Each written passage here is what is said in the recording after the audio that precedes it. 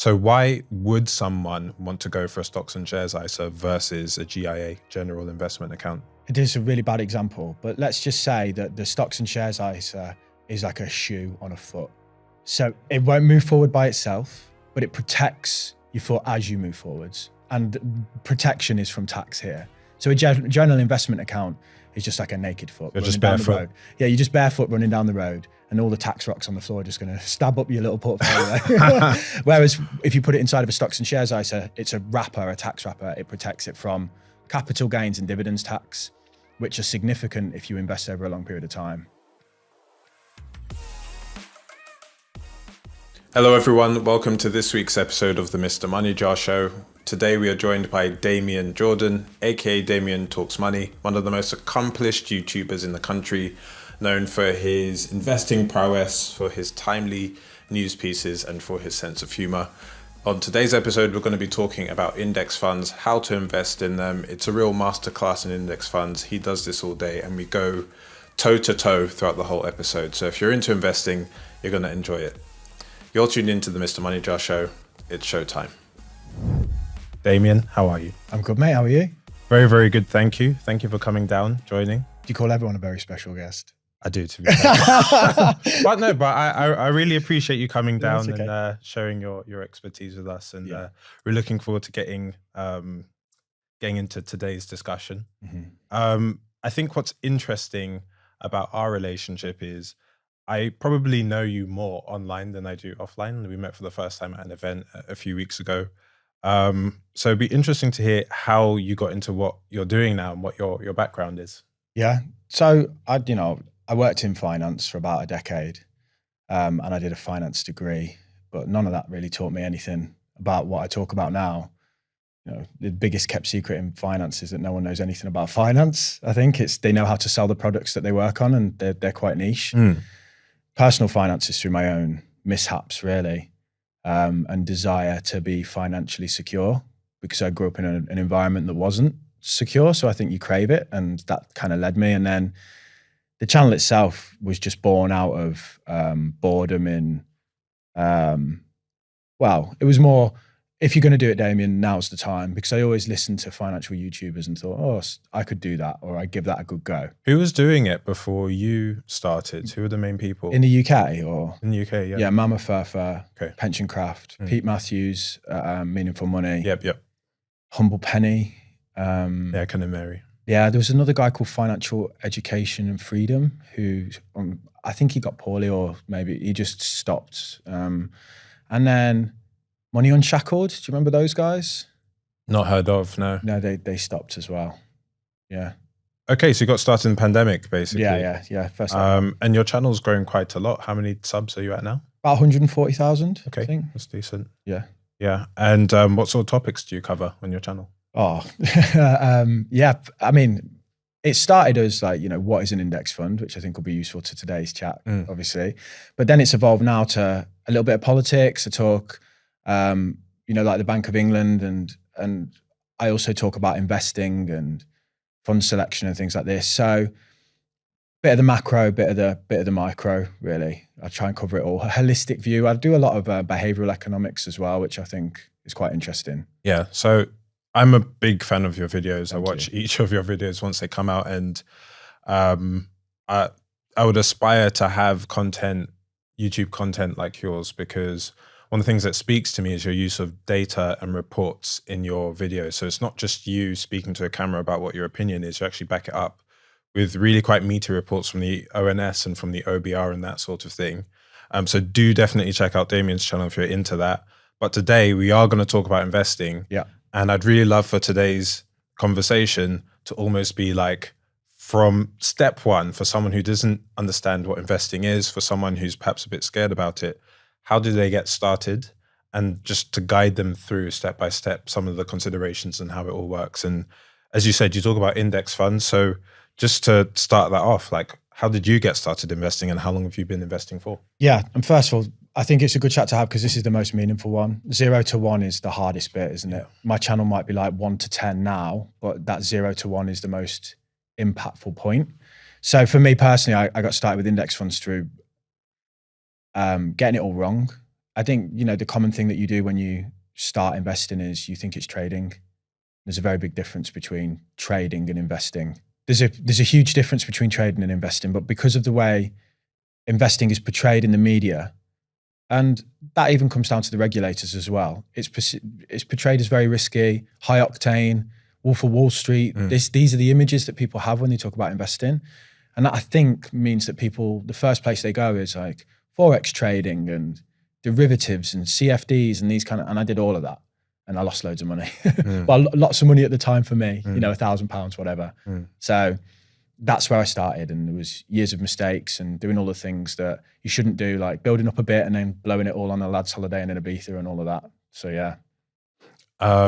And so that kind of is similar to how I got started investing. I had a very consumer-centric view of investing. And so I started in individual stocks.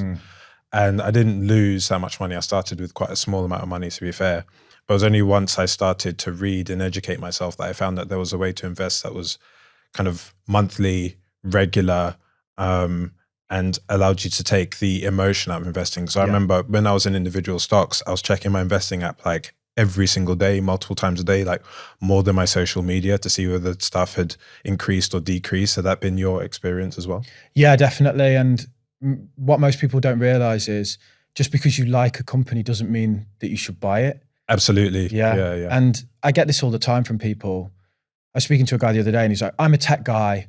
So I want to just invest in companies like Apple and that because I understand it. And I was like, okay, if I tried to sell you this MacBook Pro now for 20 grand, would you buy it? And he was like, no. Why? Because it's overvalued. Okay. Is Apple overvalued currently? And he was like, I don't know. I was like, well, unless you can answer that question, you shouldn't be buying Apple stock. And that's when we start getting into PE ratios. Yeah, and exactly. That sort of just thing. value in a business, And if you're not confident enough to do that, or you're not even doing that, then that style of investing you shouldn't be swimming in that pool. But the other style, the index fund, it allows you to access all the benefits of investing without the need to value businesses. And that's a great segue into my next question, which is, for the people who don't know, what is an index? What is a fund? And then what's an index fund? Yeah.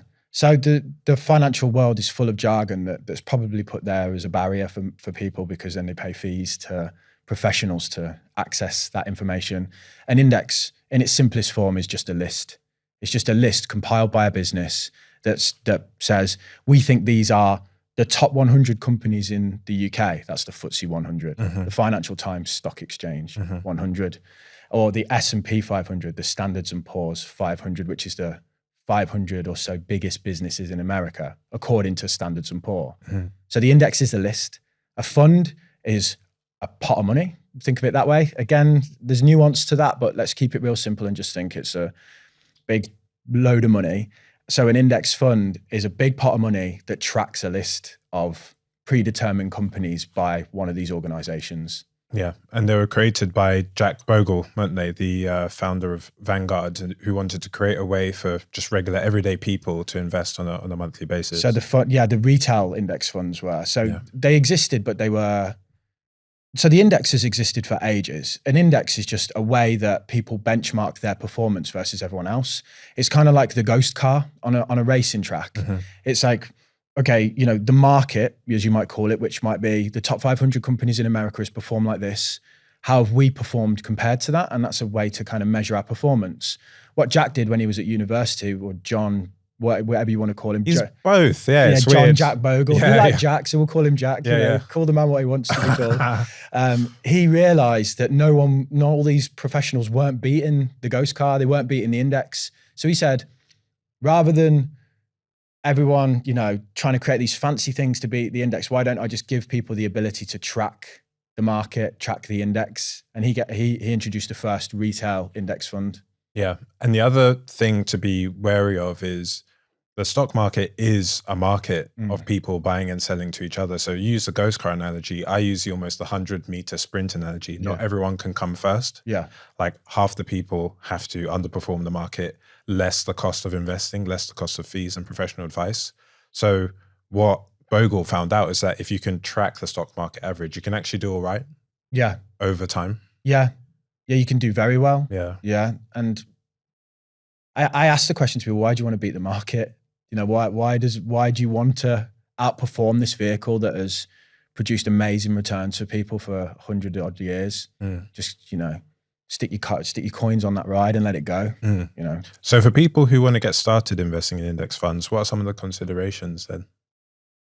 So if we take it really, really broadly, the first thing I would say is, it's all about time frames. So when people are like, how much money should I save and blah, blah, blah, or invest, the actual question is, how long can you afford to tuck that money away for?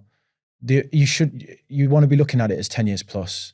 So the first thing you do is you look at your budget and go, what slice of my monthly income can I tuck away for 10 years plus? And that's because, over those kind of timeframes, the markets tend to return positive returns. I think if you pick any 20-year period in the last 50 years, start investing, you've not lost. So, the longer you can leave it, the better in a way. So you have that mindset. It's not like I'm putting it in and I want it tomorrow, because that's not what you should be doing. And then it's about, picking a platform, which is as simple as, it's like a bank account, don't overcomplicate it. And the type of account that you want. I don't know if we're going to get into that. Yeah, we absolutely should do. Yeah. So if we stick with platforms, now the way that I tend to group the platforms is you've got robo-advisors on the high fee, but more easy to use end. You've got robo-advisors and premium DIY platforms. And then on the more advanced end, you've got just straight up DIY platforms and some of the commission-free platforms as well. So by robo-advisors, if you've been on the tube or whatever, you've maybe seen like Wealthify or Nutmeg, those kinds of platforms. How would you, let's say you were starting from scratch, how would you make a decision between the type of platform to go for? Because this can be quite confusing for people as well. Yeah, so you need to narrow it down.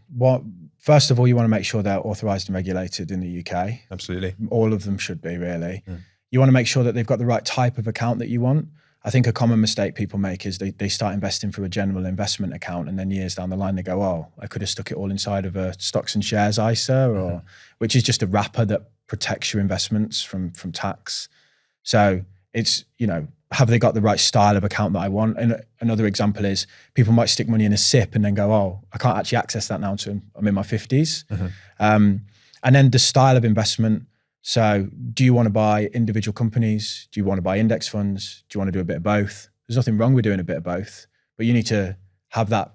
You need to determine that, because not all brokers provide all styles of investment. Vanguard only offers Vanguard funds, as an example. Yeah, but HL, which is the platform that I use, is like the biggest platform in the UK. So they have funds, ETFs, individual stocks, they've got everything. And then they also have added features and stuff. And there's also reputation. You're going to be putting money with these platforms.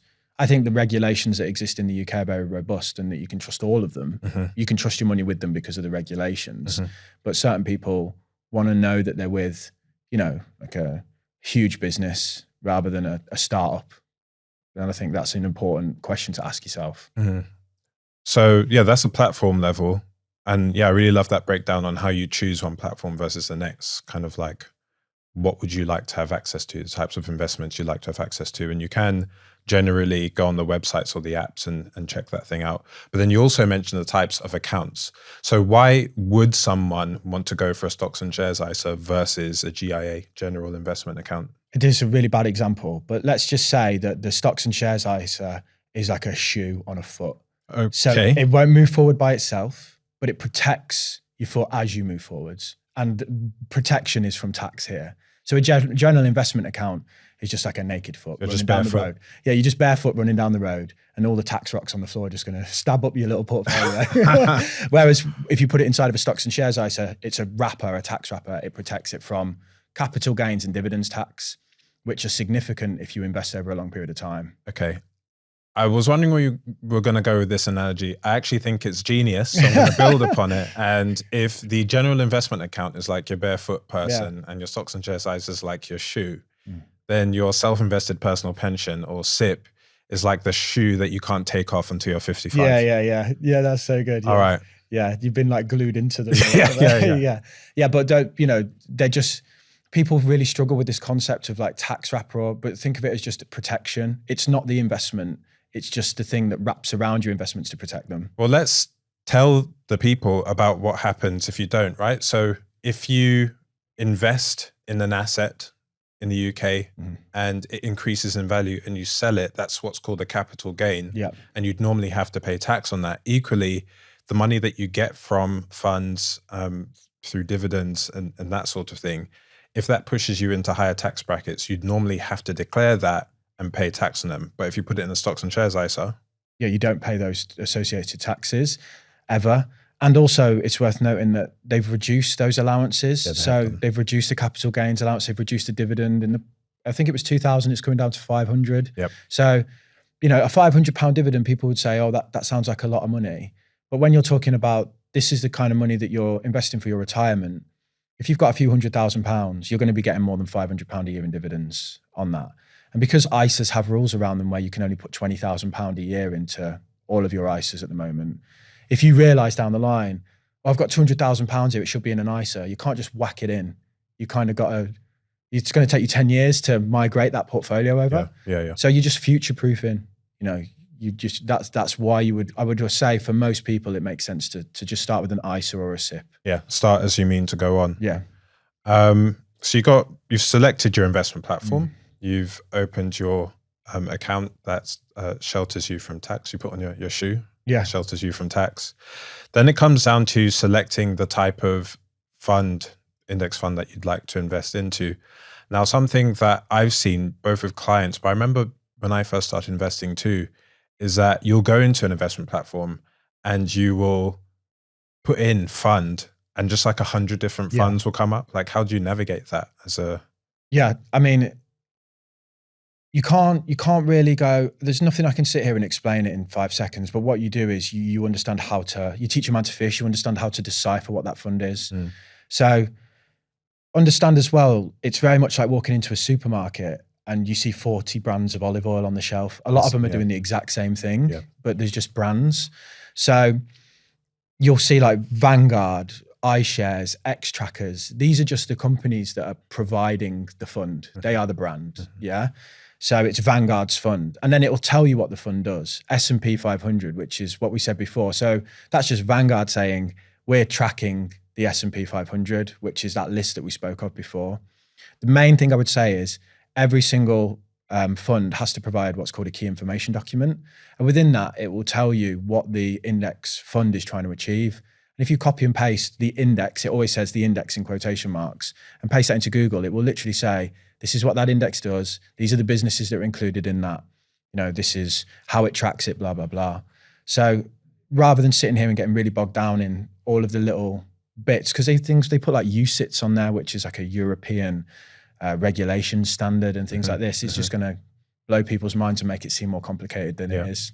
But definitely, I do think that that's a great tip in terms of, you've kind of got the brand, you've got, and that'll be Vanguard, Legal and General, UBS, whatever the case may be. Then you've got the index it's tracking, which can be the S&P 500, could be the FTSE, could be global index. And then typically you also have the type, the unit type as well. So income or accumulation. So could you talk about the distinction between those two? Yeah, so the dividend income that we were talking about before, within income or accumulation, or you might see distributing or ACC, which is just abbreviated, it simply means when we collect income off businesses, so when they pay a dividend, which is just a share of the profits going back to the owners of the business, because when you buy a share of a business, you own a slice of that business. So they're going, here's some of the profit from the business, you know, well done for owning us. The fund will either accumulate that, so they reinvest it automatically back into investments for you, or they pay it as income, where that will then credit onto your broker account and you'll see a few pounds extra or whatever. Most people will typically use an accumulation fund earlier in their life, and then in later life, they might switch to an income paying fund so that they can live off those dividends. It's much of a muchness. It's the same end result. If you do have an income fund, you probably want to reinvest those dividends if you're looking to benefit from, you know, long-term compounding. But, you know, one is not better than the other. It's the same kind of process. Yeah. But on the accumulation side, I guess it's more automated for you. Whereas, because I think it's a great feeling though, getting the dividend. Do you know what I mean? Like if you get the income one and you get a little notification, you're like, look at that. Like, you know, and then you reinvest it yourself. I mean, it's what kind of person you are, you know. To make it real for people, it's like, I know that with trading 212, for example, you'll literally get a push notification. And I think there's something quite powerful in that a lot of the push notifications we're getting are to get us to buy things. They're coming from apps that we're signed up to or from email newsletters and stuff. You can actually get email notifications on your phone that are like, because you own this asset, we've just paid you this much money. Exactly. And it lands in your investment account much in the way that an interest payment might land in your current account. And there are something like 4,070 what are called ISA millionaires in the UK. And these are people that have managed to amass 7-figure sums in their ISAs by just maxing out their ISA allowances over and over again. So let's say, for example, you've got someone that's got £1 million in the stocks and shares ISA that they've accumulated over time. If they were able to get a 4% yield on that, that's like 40K a year, tax-free. Yeah, most global funds pay about 2 to 3%. So you're talking 20, 30K a year in dividends, completely tax-free. So they can take that out. And people don't, when people are thinking about that from a job perspective, that's like earning 50 grand a year almost. Do you know what I mean? Yeah. And then you're not even touching the million. Yes, you don't chop down the tree. Yeah. You eat the harvest apples. the fruit. Yeah. But there's loads of wearing your shoes. There's loads of analogies, but like hopefully we're getting this, because you do see these stats, right, about people who win the lottery and then within 10 years they're back to square one. It's crazy. And it's like, because you spent your principal. Yeah, exactly. You're supposed to keep the principal. Yeah. The most sensible thing to do is, if you win £1 million, is to slap it in some kind of like income paying asset, like the stock market. I would bang it all into global index funds and just live off the 3 to 4% a year personally. So when you were talking about the key investor document and some of the things you see, if you go in, once you get more comfortable with this and you go into a fund and you look through the details, you'll see a few things. You'll see, as Damien said, the top 10 companies that are in the fund. You'll see the main countries that are represented in the fund. If it's a global tracker, most of that will be US, because the US is the biggest stock market in the world. But you'll also see the fees. So we talk a bit about fees and how that kind of works, how that's charged as an investor. So the important thing that I think to say as an investor is the only thing we can control are the fees. We can pick a fund and that we have an element of control there, but we can't control what the market does.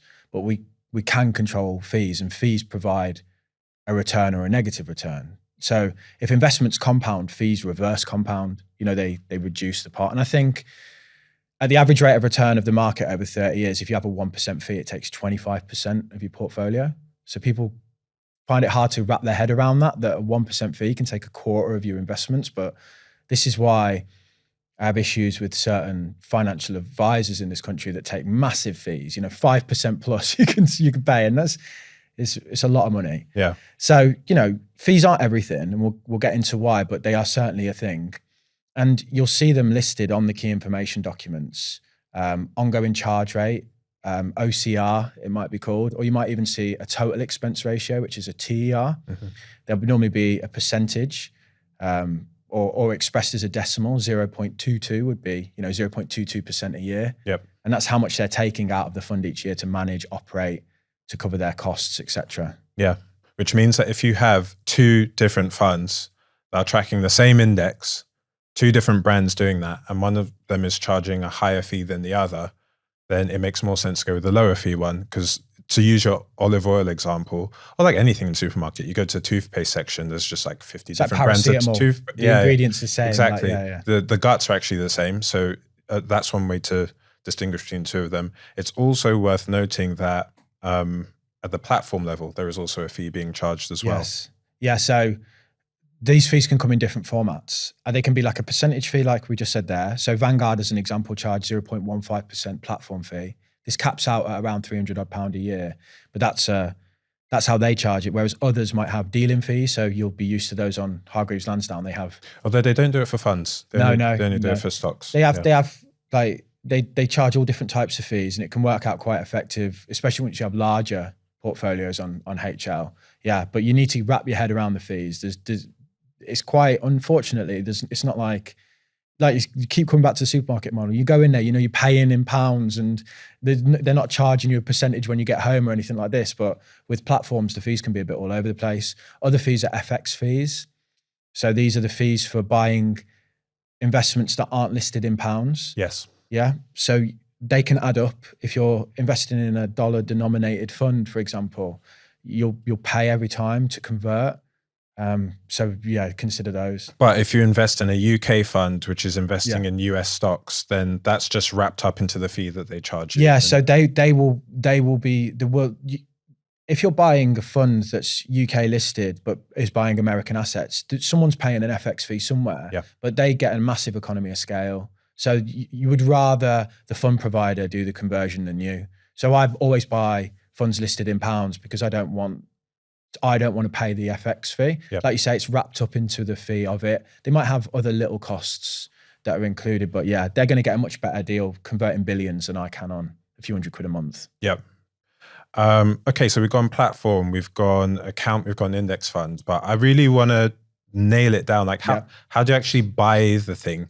Because I think something I always say is that we do all get a financial education in this country. It's just largely on how to buy stuff. So if you ask the average person, how do you buy a TV or how do you buy toothpaste or olive oil, they'll have an idea of doing that because you go to a physical place and you buy something. So how do you actually buy the index fund? What's the process for that look like? Yeah, so when you buy an electronic item, you compare it against all the others in the market, don't you? So you're on a platform, they're only going to have so many of a fund that you want. And you buy this electronic item based on you comparing it to the others on price and quality and specifications. And you go through the same process with a fund. You know, people think this is difficult. It's not. It's just in a world that they're not used to. Yep. And I would say hold up the same measures that you would when buying a TV. You know, like Vanguard is a massive brand. They're like a Sony, you know, so you know that with them, you're getting a quality product that does what it says on the tin. You know that when they're tracking the index, that they actually do track the index. It doesn't kind of go, they go up 10%, they go down 5%. And they're like, whoa, sorry guys, we didn't do a good job this year of tracking it. But, you know, buying the fund, once you've identified it, is as simple as topping up money off your debit card and buying it. It's a real simple process. Yeah, I love that. That's exactly what I would say as well, which is for many people, particularly if you're pound cost averaging, which is essentially where you just say, do you know what? I'm going to invest the same amount of money at the same time every month, and I'm going to do that for a long term. It is just a direct debit from your main bank account into the investment platform. And if you set up an automatic investment in the investment platform, then that's all just automated. And it's super boring, actually. Like you can check it every few weeks or something, but like it really is a long-term thing. Yeah. It's like, what's the quote about, you know, idle hands make work or whatever. I have a certain portion of what I invest every month to roll the dice to stop me from messing with my core holdings, which are just global index funds that I just slap money in every month and leave them. Okay. So you go global. Yeah, I'm a global investor. Okay, cool. Because if I could just ask you what your opinion is on this, which is that a lot of people use the S&P 500 as the premier index fund. US has the biggest stock market in the world, so on and so forth. I invest global, you invest global. Why did you go for global rather than S&P 500? Because I understand that what's happened in the last 10 years isn't always guaranteed to go forward, and there's a lot of recency bias tied up in the American market. So yes, it's true that the American markets have absolutely killed it. But there was periods even not too long ago, you know, 2000s, 70s, where they had what were called lost decades. And, you know, just from a human perspective, I think it's naive to write off the rest of the world. I think it's kind of, why would we assume that America is the only place that can do well? You know, there's I see plenty of potential in the East. I see in Asia, India, countries like this, I think. Certainly China. Yeah. And then if we look at, there's this book called, it's The Trials of Optimists or something. It's like 101 years of global investment returns. And they have this wonderful graph in it that I'll link so that you can put it on screen if you want. And it shows the influence that different countries have had on markets over time. And at the start of it, the UK market was 25%. Of the total global stock market. Now it's about 4%. And in the 70s and 80s, Japan rose to be almost a quarter of all the stock market and then fell away. And over that time period, the US has fluctuated from, say, 10% of global markets up to about 65, 70% where it is now. What that graph shows you is that over 30, 40, 50-year time horizons, we're really bad at predicting who is going to do well. And it's super interesting. You know, I follow and agree with almost everything that Warren Buffett says. For Yeah. example, whenever people ask him, what should I invest in? He says, just buy an S&P 500 work for index him. fund. But I feel like, yeah, he's American. So of Yeah. course he's going to say that. But like, even if you look at reserve currencies, the pound sterling used to be the reserve currency of like the global market. Now it's the dollar. But for all we know, it could be a completely different currency in the future. The key thing is, I am betting on America. 65p in every pound that I put in my global fund goes to America. I want them to do well. But I'm also not only betting on America, because then that's me in the same way of saying, like we did at the start of the conversation, are you valuing a business? What I'm saying by only betting on America is I know that America is going to do the best out of everyone else and no one else is worth considering. I'm not brave enough to make that kind of call. Yeah. My whole thing is, yes, the S&P 500's delivered 12% on average over however longer period, and the global markets has done, say, 8-9%. That 8-9% is enough for me. That's fine. Yeah. And look, if America gets their way and we all end up living in the metaverse, driving, digital Tesla trucks, then yeah, they'll continue to grow, I guess. But no one knows what the future holds. No, and with globalization as an argument that as markets open up, they'll continue to do better. India will start using their products and stuff. But I also think the reverse could happen. So I don't want to make that decision. And I don't want to sit here in 10 years, because if you look at the way markets go over periods of time, what tends to happen is America outperforms and then the rest of the world outperforms America, and it's cyclical. And we've had the last 14 years have been quite unprecedented in terms of the length of time. Normally it's like 10-year cycles. So we're overdue the rest of the world outperforming. And when coming back to the example that I said before about with the guy with the tech with Apple, would you buy this if it was overpriced? With this logic that America is the thing, the rest of the world actually looks cheap versus America. People pay a lot for the American market on the understanding that it will always trend upwards. And yes, it probably will. And I'm sure doing either, you will do great. Whatever gets you in the market is the best thing. But I'm quite like, I want to be humble, and I don't want to make a bet that, because by saying America, I'm betting that America is going to do better than the rest of the world. Yeah. I really enjoyed these conversations, Damien. It's not every day I get to sit across the table from someone and go back and forth on index funds and use shoe analogies and stuff. So yeah, thank you for sharing your knowledge with us. I would highly recommend anyone who wants to learn about this stuff to just go to Damien's YouTube channel. You've got 3-4 years of content there, a lot of it on this subject, and over a lot more time and a lot more detail than we were able to go through today. And hopefully this has cleared up some of the stuff for you, because one of the things that I find really interesting as a content creator is you'll do a piece of content talking about index funds or any other subject, and you'll reach a bunch of people. But then you'll talk to another bunch of people and they'll not have heard about it. So whereas I used to feel bad about repeating myself before, I just say the same things over and over again. Martin Lewis has been going on about switching bank accounts for like 3 decades. Yeah, to be fair. People still ain't switched. Yeah. Do you know what I mean? Or energy suppliers. Yeah. If the message is good, it's worth repeating. Yeah. So I get that. You feel like you're on a journey with your audience. I feel like it's the same 10 people have been watching and I'm just like carrying them through this whole journey. Whereas actually there's constantly new people turning 18. There's constantly new people coming in. It's true. You kind of need to make sure that they get the basics as well. Yeah. I was watching a Gary Vaynerchuk video the other day, and he was quite rightly saying that everything you post has a potential audience of 8 billion people seeing it as well. How have you found being a content creator over the course of your journey? Because it is quite a public facing like job. I guess it is a job for us. Yeah. So I definitely would say that I was kind of naive to it. And I think it's, going in and what it would feel like. And it's a feeling of like people watching you that you can't I can't explain that to someone that doesn't understand it. But when I put a video out, 100,000 people might watch that in a few days. That feeling is weird. And it's a weird feeling of, I imagine that someone like, say, Beyonce, when she's got all pumped up and she goes out on stage, she gets a release because she's in this room of people that like really like her. As a content creator, we never really get that.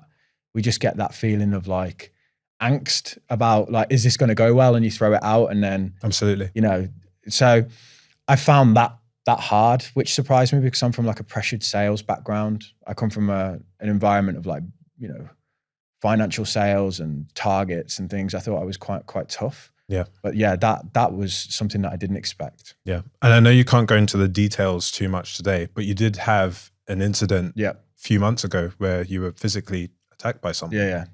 Yeah. So, like you say, I can't really talk about it, and the reason for that, and I think it's important to explain it to people, it's an ongoing case. And if I use my public profile to shape opinion around it, that could damage the case essentially. So I did make some videos about it. I don't know if you saw those at the time. I did, yeah. Yeah. I reached out to you. Yeah, you did actually, yeah. My instinct, it was weird really, that I'd come back, I'd been in hospital for 17 hours and I'd had all the brain scans and that, and my face was a bit of a mess.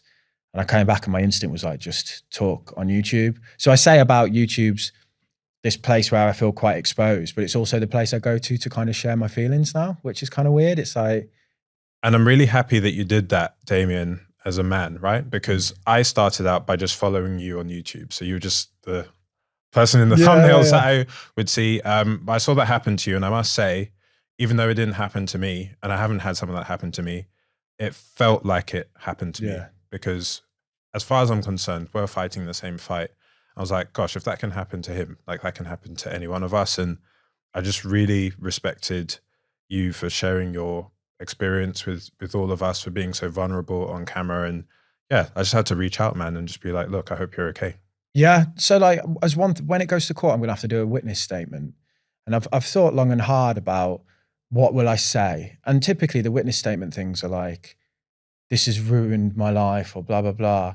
Whereas actually I found it kind of like, I want to be honest, I found it really life affirming, the whole event.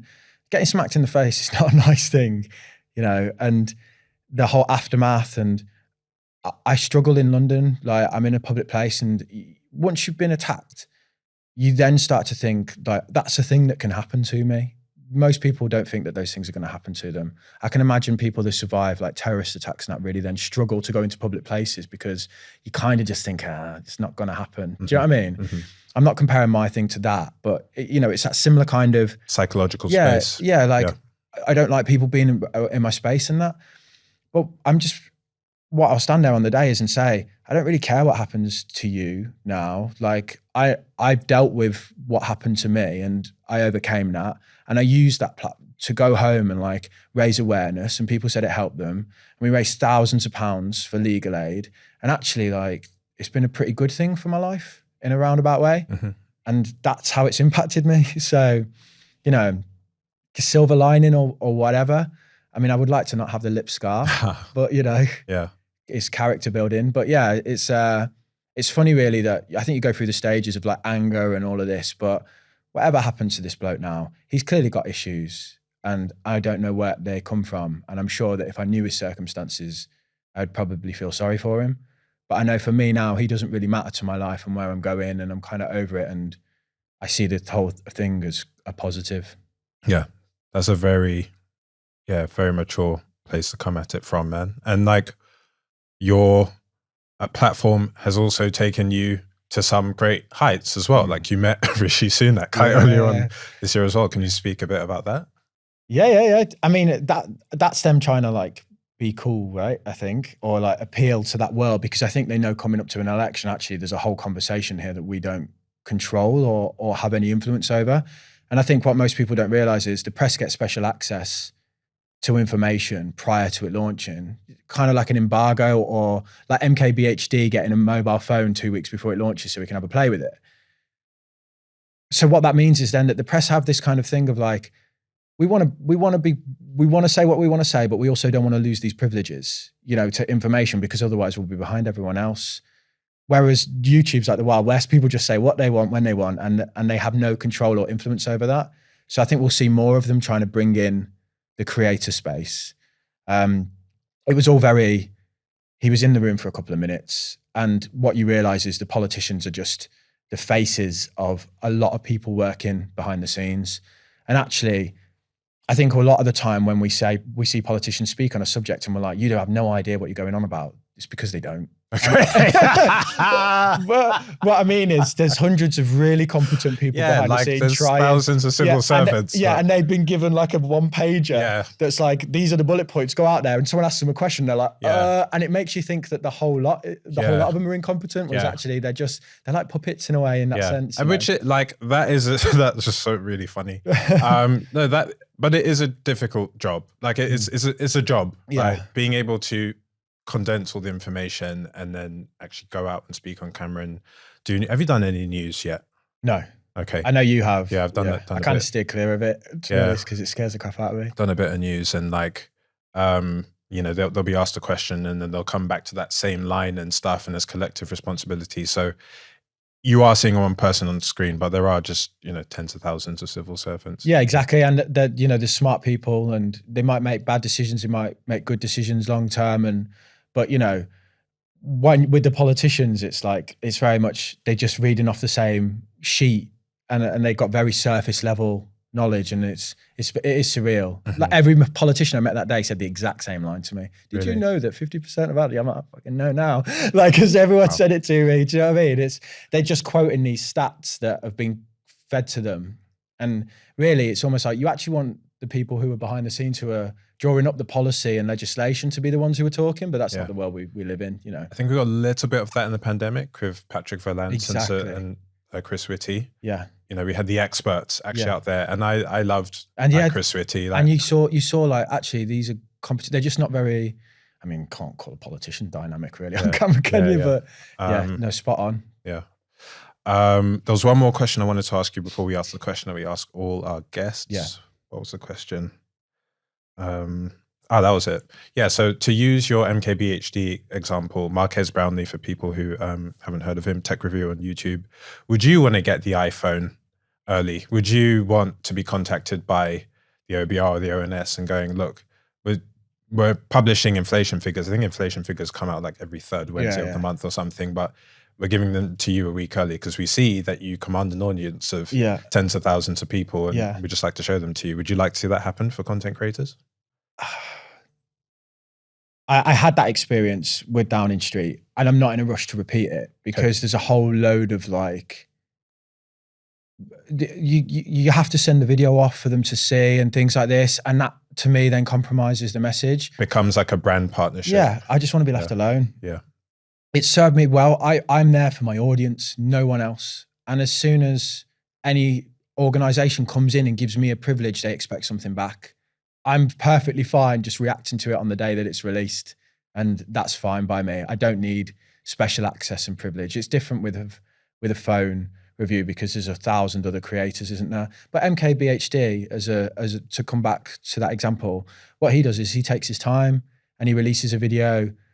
He's like, his first thoughts, he does like, this is what I first think about it, but my full review is going to be in a week. And people will wait for that because they know that he's like studied it and gone through it. I want to see the creator space taken seriously, but I also want it to maintain its like wild westness of like opinion and thought. And I don't want it to become corporate. And I think as soon as we enter into that world of, going down and getting press conference and that, because they're trying to steer a narrative. So they'll give you information that is like one-sided. And I think it's the opinions of people online that people value. Yeah. I'm completely with you. But what I think will happen in the next decade or two is people are going to get acquired, as in creators are going to get acquired, podcasts are going to get bought. And it just depends on how many commas are on that piece of paper, man. Oh yeah, 100%. And then you work for a company, but then hopefully I think the audience are smarter than people give them credit. Like as an example in the content world and kind of my overall theory of how I think about content. I think so many content creators are obsessed with like, how can I rattle out 10 million pieces of content using AI scripted by a guy in Indonesia? And I do very little and me. Whereas my thing is like, I'll spend 8 hours editing this 5 seconds of footage just because I think it looks cool. Yeah. And I think people will appreciate quality. They appreciate sincerity. They appreciate like being genuine and human. And I think as soon as corporations enter that, people can just tell. And that's why these corporations don't do well on YouTube. Mm-hmm. They've tried. It's not like they don't want to be. The ones that have maybe some of the news ones, CNBC and that, but they just bombard the platform with thousands of videos a day, don't they? And that's how they get through, or Jimmy Fallon or someone. But I think, you know, people are quite protective over YouTube and its rawness. And I think if a company tries to enter that, they need to be really careful, because I think people will just sniff it out and it'll just die instantly. Fascinating conversation, man. The question that we like to ask everyone is, what's the best piece of money advice you've ever received? Who shared it with you and what did you learn? Oh, wow. I'm constantly getting good money advice throughout my life. Like I'm constantly learning. And like recently, one thing in the last few years that I've realized is, you know, I won't get rich from investing. I'll get rich from my own actions, and investing is just there to compound that wealth, you know? So that's just a vehicle to park money in. One of my mates' dads is very wealthy, and he once said to me, the reason I got so wealthy was I just put everything back in every time and just kept doing that. And he was like, and I met Deborah Meaden recently, and she said the same thing.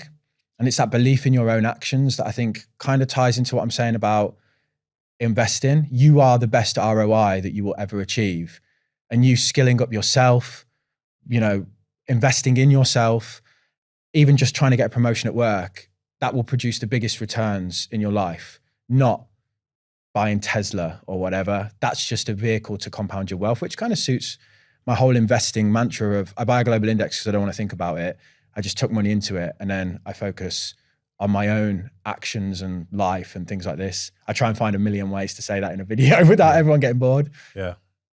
Yeah, no, I completely agree. I say this at the talks I do. You invest in yourself. Then once you've gotten your income up, once you've expanded your skill set, skills that can follow you throughout your life, then you invest that money. Yeah. Then that's where the magic happens. So my channel grows at 100% a year. If I was doing that in investing, I would be the best investor in the planet. I'm not. You know, I'll take my 8-9%. Yeah, I have no ability to, there might be some investors that can, but I can't compound investing returns at 100% a year. And I think I'm just a normal bloke, and I would encourage people to use investing as a way to grow their wealth long term, but then to be like, that's just something I do on the side. That is not my life. I'm not dedicated to this. I'm not trying to be the best investor in the world. What I am is the best Timmy, the best Damien, the best Chris, the best Joanne, whatever I do, be it HR or whatever. And then the money that I generate from that, I put it into the market, so that works even more for me. I think that's a fantastic note to end the conversation on, Damien. For people who want to find you, where can they find you? I seem to be everywhere at the minute. So yeah, Damien Talks Money. I'm mostly YouTube. I also am a co-host of a podcast called Making Money, which we've got an episode with you soon, haven't we? Yeah. Which is a great episode. Yeah. No, thank you for having me on that, man. I'm still sweating about what we talked about. Yeah. That was peak times, man. But we got through. Yeah. Thanks for coming on. No, my pleasure, mate. All the best. Hello, everyone. Thank you very much for watching this week's episode of the Mr MoneyJar Show. If you enjoyed it, then please do subscribe, as it helps out the show a lot and enables us to continue running. Anyway, we'll be back next week with another special guest. I've been your host, Timmy Merriman Johnson.